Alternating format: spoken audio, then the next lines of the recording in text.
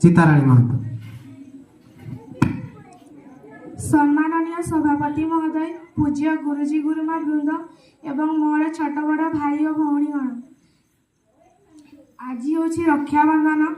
रक्षाबंधन में सबु भौणी माने निजर भाई मान को राखी बांधि था।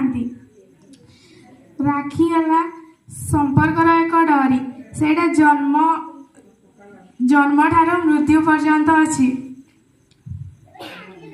राखी रे बलभद्र को पूजा करा जाए।